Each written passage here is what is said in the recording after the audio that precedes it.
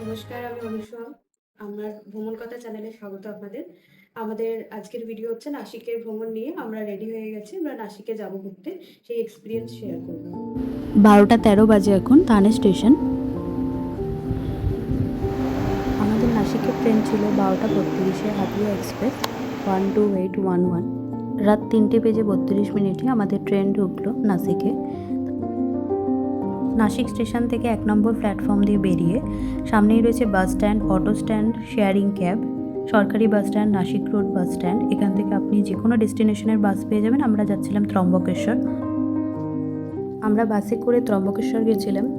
আমাদের per person পড়েছিল 70 টাকা করে নাসিক রোড বাস স্ট্যান্ড থেকে। আপনারা চাইলে অটো বা শেয়ারিং ক্যাবে করেও যেতে পারেন। এক্ষেত্রে আপনাদের পার পারসন 200 টাকা করে পড়বে। যেহেতু ভোর ছিল সেই জন্য আমাদের ফার্স্ট বাস ছিল 4:30। নাসিক স্টেশন থেকে 1 ঘন্টার মধ্যেই আমরা পৌঁছে গেছিলাম ত্রম্বকেশ্বর মন্দিরে। এখানে আমাদের যেহেতু ভোর ভোর পৌঁছে গেছি সেই জন্য বেশিক্ষণ লাইনে দাঁড়াতে হয়নি। মন্দিরে প্রবেশ করার আগে মন্দিরের বাইরে জুতোর স্ট্যান্ড এবং লকার পেয়ে যাবেন। ওখানে ব্যাগ এবং জুতো জমা দিয়ে আপনি মন্দিরে প্রবেশ করতে পারবেন। মন্দিরের ভিতরে মোবাইল অ্যালাউ আছে, কিন্তু ভিডিওগ্রাফি বা ফটোগ্রাফি অ্যালাউ নেই।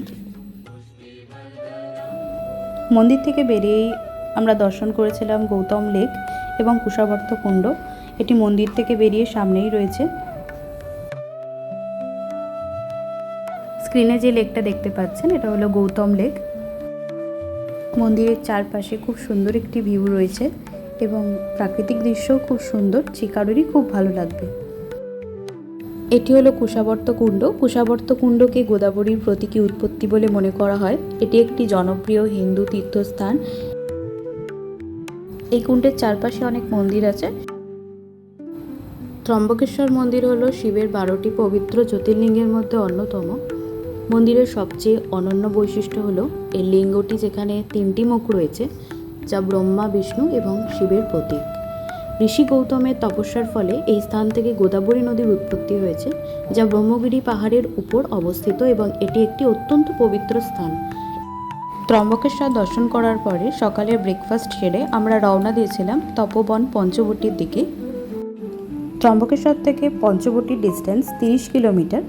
পঞ্চবটি যাওয়ার জন্য আপনারা যদি বাসে করে যেতে চান, ত্রম্বকেশ্বর থেকে প্রথমে সিবিএস বাস স্ট্যান্ডে আসতে হবে। তারপরে ওখান থেকে বাস পেয়ে যাবেন পঞ্চবটির জন্য। ত্রম্বকেশ্বর মন্দির থেকে বেরিয়ে কাছে বাস স্ট্যান্ড এবং অটো স্ট্যান্ড রয়েছে। অটো রিজার্ভ করেও আপনারা পঞ্চবটি অথবা তপবন পৌঁছতে পারেন। পঞ্চবটি অথবা তপবনে থাকার জন্য অনেক হোটেল অথবা ধর্মশালা পেয়ে যাবেন। আমরা তপবনে ভারত সেবাশ্রম সঙ্গে ছিলাম। সেখান থেকে পায়ে হাঁটা পথেই তপবনের সমস্ত মন্দির দর্শন করতে পেরেছিলাম, খুব কাছেই ছিল। দুপুরবেলা তপবনে পৌঁছে দুপুরের খাওয়া দাওয়া সেরে আমরা বেরিয়ে পড়েছিলাম সেই বিখ্যাত স্থান দর্শনের জন্য। রামায়ণে উল্লিখিত সেই বিখ্যাত স্থান, যেখানে প্রভু শ্রীরাম, মাতা সীতা এবং লক্ষ্মণজি সহ বনবাসের অধিক সময় এই পর্ণকুটিরে কাটিয়েছেন, যা তপবনের কপিলা গোদাবরী সঙ্গমস্থলের সামনে রয়েছে। এছাড়াও প্রভু পঞ্চবটি তপবনে বিভিন্ন জায়গায় পর্ণকুটির তৈরি করে বাস করেছিলেন, সেগুলোও আপনাদের ভিডিওতে এক্সপ্লোর করব।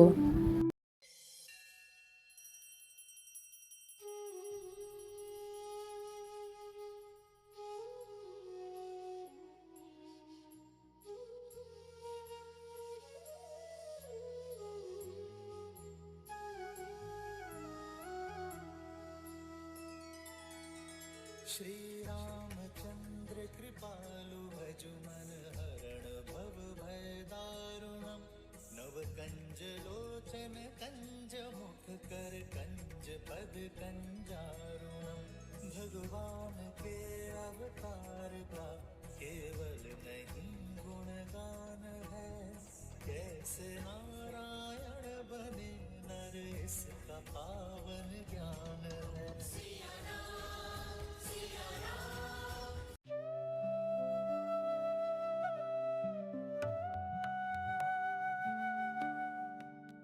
প্রভু শ্রীরামের পর্ণকুটির বাসস্থান দর্শন করে সেখান থেকে বেরিয়ে আমরা সামনে কপিলা গোদাবরী সঙ্গমস্থল দর্শন করেছি।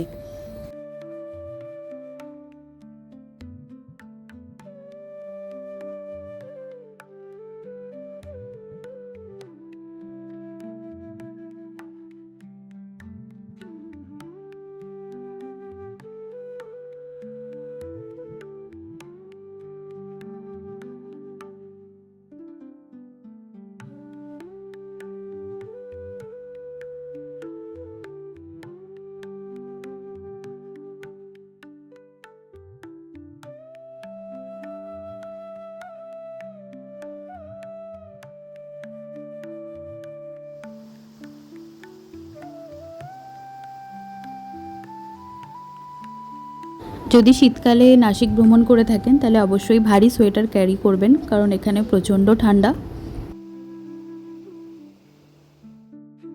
এখানে আমরা কপিলমুনির তপস্যার থেকে সৃষ্ট কপিলা নদী এবং গোদাবরী নদীর সঙ্গমস্থল দর্শন করার সাথে আমরা মাতা সীতার স্নানকুণ্ড এবং অগ্নিকুণ্ড দর্শন করেছিলাম।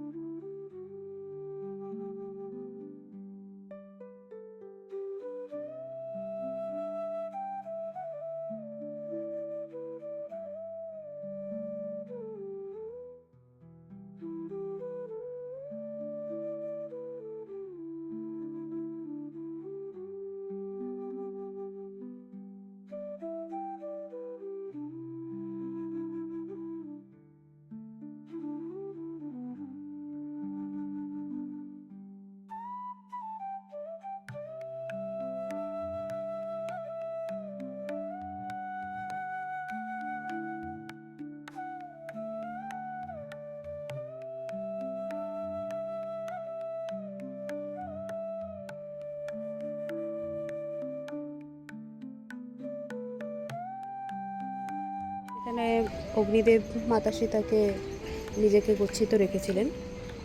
এটা হচ্ছে ব্রহ্মা বিষ্ণু মহেশ্বর তিনজনের কুণ্ড। এইটা হচ্ছে মুক্তিকুণ্ড আর এটা হচ্ছে স্নানের জায়গা মাতার। भगवान जो यहाँ खड़े हुए थे, जो ब्रह्मा विष्णु महेश, ये तीन भगवान के चरण लगने से तीन तीर्थ है, तीन कुंड है यहाँ पे। तीन भगवान को साक्षी मान के जो सीता माता ने इधर अग्नि में प्रवेश किया था, ये अग्नि कुंड है। जो रावण सीता माता का मायावी रूप हरण करके ले गए, वो पंचवटी सीता गुफा से लेके गए। तो सीता माता का असल रूप तीन भगवान के सामने अग्नि में गुप्त रखा था, ये अग्नि कुंड है। ये बीच में वाला मुक्ति कुंड है, सीता माता स्नान करने की जगह है, सौभाग्य तीर्थ कहा जाता है। नीचे कपिल ऋषि तप करके लाए कपिला नदी और त्र्यंबकेश्वर से आती गोदावरी, दो नदी का संगम होता है पीछे।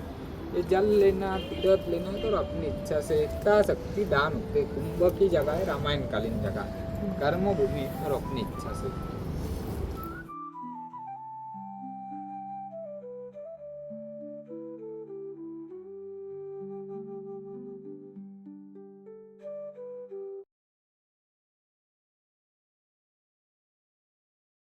কপিলা গোদাবরী সঙ্গমস্থল দর্শন করে আমরা সেখান থেকে বেরিয়ে উল্টো দিকে সর্বধর্ম মন্দির দর্শন করেছিলাম।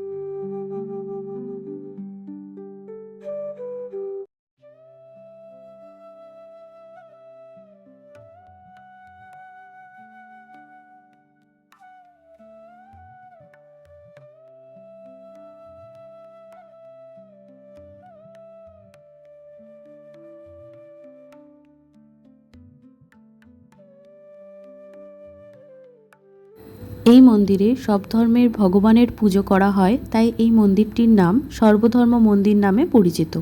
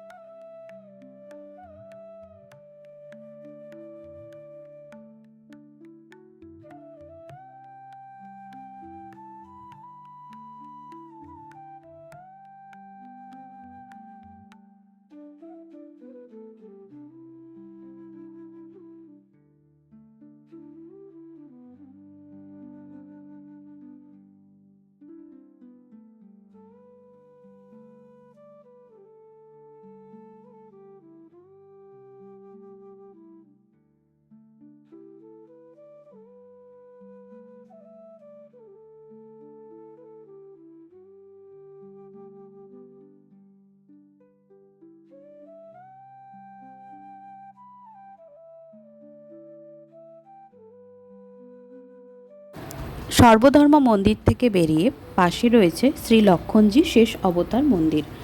এটি একমাত্র মন্দির যেখানে শ্রী লক্ষণকে শেষনাগের অবতার রূপে পূজা করা হয়। এই স্থানে শ্রী লক্ষণজি শূর্পণখার নাক কেটেছিলেন। তবে মান্যতা অনুসারে কপিলা গোদাবরী সঙ্গমস্থলে লক্ষণজি শূর্পণখার নাক কেটেছিলেন, কিন্তু বর্ষাকালে যখন নদীতে বান আসে তখন সঙ্গমস্থল থেকে মূর্তি লক্ষণ মন্দিরে এনে পুজো করা হয়।